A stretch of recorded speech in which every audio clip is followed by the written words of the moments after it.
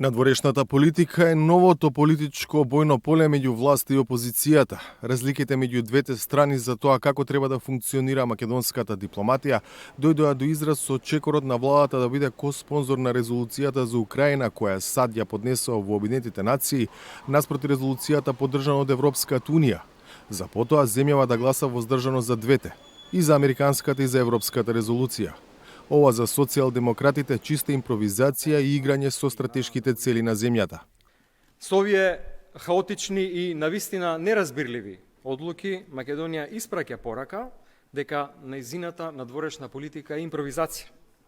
Во глобалната политика, каде секоја една постапка, секој еден потек има големо значење, ваквата неодговорност навистина не останува незабележана. Дополнително, владата ја продлабочи конфузијата со тоа што прифати да бидеме коспонзори на американската резолуција, а потоа гласавме воздржано. Првпат една македонска влада што коспонзорира резолуција, потоа не гласа за истата. И ова покажува дека нема ниту стратегија, нема ниту координација и дека надворешната политика се води исклучиво со импровизации врз основа на лични проценки на премиерот. Одговорот брзо стигна и тоа од премиерот. Христијан Мицкоски вели дека на опозицијата и пречи дека владата, како што рече, имала исклучителна соработка со новата американска администрација. Ке ве подсетам како не ме обвинуваа дека сум бил анти-НАТО, анти-Америка, проруски, не знам каков. Што сега им пречи што имаме навистина исклучително добра соработка со новата администрација на претседателот Трамп. Премиерот денеска не го потреби терминот новото нормално, што според неговата за вчерашни изјава со оваа администрација се шири од Вашингтон и кој неговата влада го поддржува. Филипче пак прашува што е тоа ново нормално. Премиерот не кажа што е тоа новото нормално. Точно дека гледаме некои промени во Соединените американски држави со новата администрација. Меѓутоа имаше еден конкретен предлог, една конкретна работа на која што ние требаше да го покажеме нашето, да го манифестираме нашето партнерство. Не само со Соединетите американски држави, туку и со Европската унија. Тоа беа овие две резолуции во Обединетите нации. Двете имаат за цел на некој начин да поинтензивно и подобро и побрзо се работи да се заврши војната во Украина. И можевме да ги поддржиме двете резолуции. Зошто владата одлучи да не стави друштво на некои африкански земји? Премиерот даде објаснување за делот за поддршката за резолуцијата на Соединетите американски држави, но не и за тоа зошто Северна Македонија беше воздржана за европската резолуција за Украина, имајќи предвид дека сме земја кандидатка за членство во Унијата.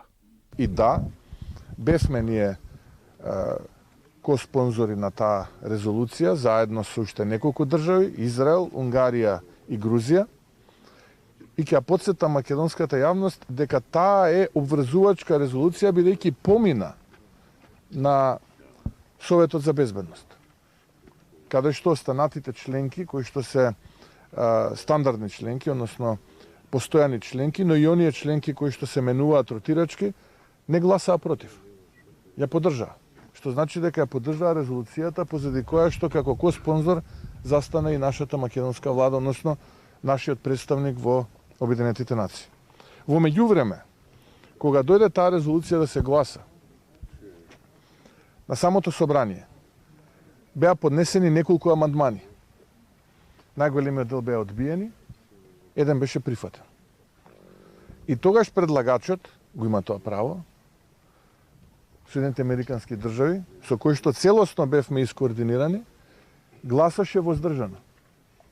И ние гласавме воздржано. Покрај премиерот, на пресконференцијата на лидерот на опозицијата реагираше и МНР велејќи дека биле изнесени низа навреди, неодговорни и произволни заклучоци и дека гласањето за резолуциите на Генералното собрание на Обединетите нации се донесени врз основа на редица остварени дипломатски контакти, темелно извршени анализи, спроведени домашни консултации, усогласено со утврдените позиции на влијателните меѓународни чинители.